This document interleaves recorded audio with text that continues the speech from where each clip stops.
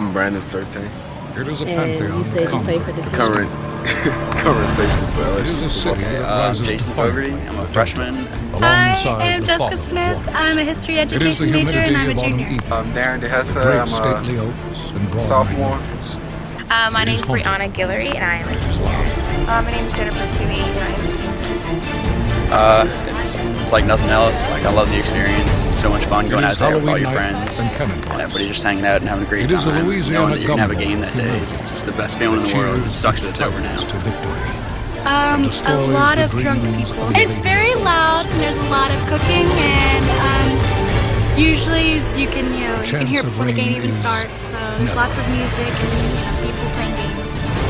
Tailgating's fun. It's exciting. It's College football. different from Happens any here. other football game. When that the I've been sun to. finds its home in the western It's sky. enlightening. It is crazy. It is a You can field feel of the glory, passion for on the sure. campus. It's But much more than that. it's It is a sacred why people place. want to come to LSU for that feeling and that sense of pride to walk around and see thousands of people in purple and gold.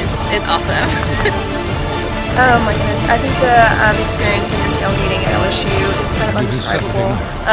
It is a reason why we are LSU Nation. Yeah, it's loud. It sounds like a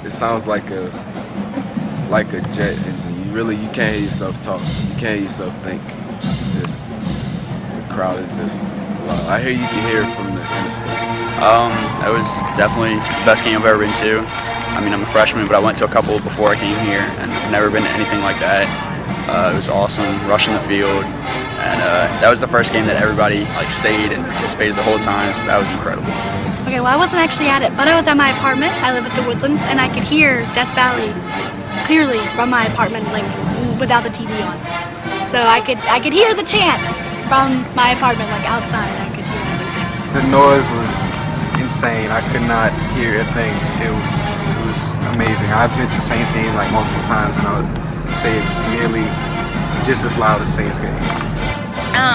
It was very loud. It was the craziest I think the most excited I've ever gotten in a game since my 4 years here. It was the best game I've ever been to, and it was awesome. Yes, actually had the privilege and honor of serving on homecoming court this year during the homecoming game. And so being able to serve LSU on that game specifically was incredible. The noise and the fans and everyone staying for the whole game and rushing the field after. It was one of those moments that just you could never ever tell me what that experience can mean. It was just Well, practice, of course, and then we go to the hotel room, and then before the game we do the walk-in. That's always a big tradition. I would say definitely know what you're doing before the game, because it's kind of hard to organize stuff like that day. If you and your friends don't know what you want to do before the game for tailgating, then you're probably not going to have a good spot to go anywhere. And you need to know what time you're going to go into the game, because seats fill up really quick, stuff like that. I like to make sure I drink a lot of water because it's usually really hot on most of the games, so I like to make sure I'm hydrated because I get sunburned. And I always like to make sure that I'm wearing something LSU so I can, rep my school.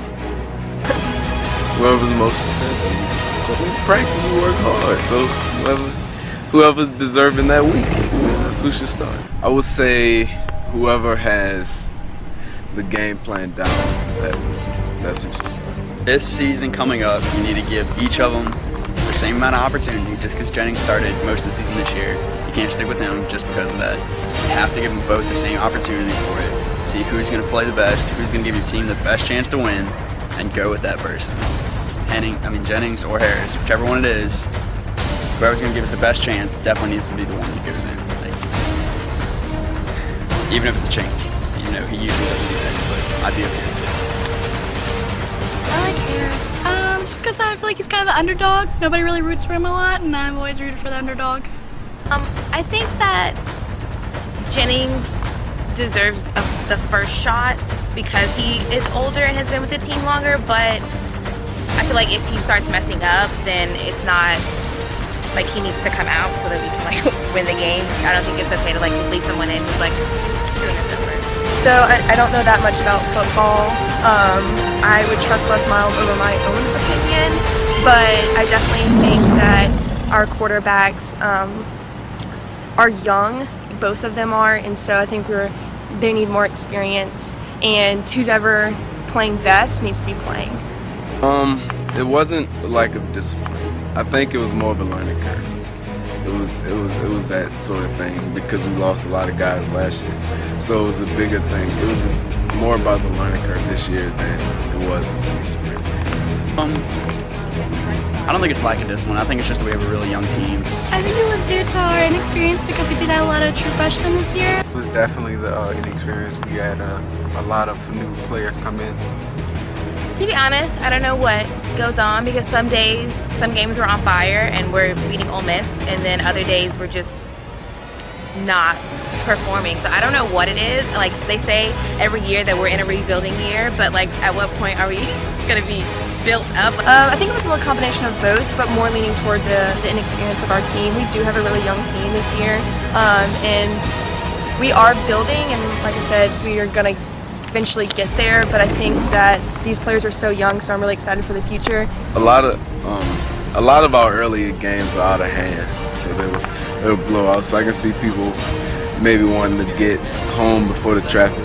It's kind of hard getting home with 100,000 people in the stands. So not at all. Don't pay attention to that. A lot of times, I know I've left at halftime because it's either too hot or too cold. It gives like a negative effect to the players because they see their team, like their fans emptying. So I feel like they're like, oh, I guess they don't really care if we win or lose. So why should we? A lot of people just leave because they just want to go out and get to Tigerland as soon as possible and pregame for Tigerland and everything. People want to leave, can't really stop them.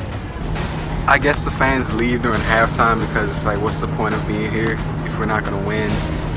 I understand it's not good for the team because it shows like you're not supporting them as much, but it's just not good for the spirit when you stay and watch your team lose all the way to the end. So I think it definitely affects the team. I think people, like if we're losing, they definitely are just over it and don't have faith in the team. And I think the team definitely is affected by it. When the noise level is up, you can tell how pumped they are on the field. The players get into it, they get rowdy, and they're just enjoying the game more. As fans, it is a long day. You're out there probably 12 plus hours, and sitting in that stadium can be really hot or it can be really cold, and so I think it's just a long day on fans, and so it just takes a toll on them. And as much as they don't like leaving their Tigers games, sometimes it's just happen. And it is Saturday night in Death Valley.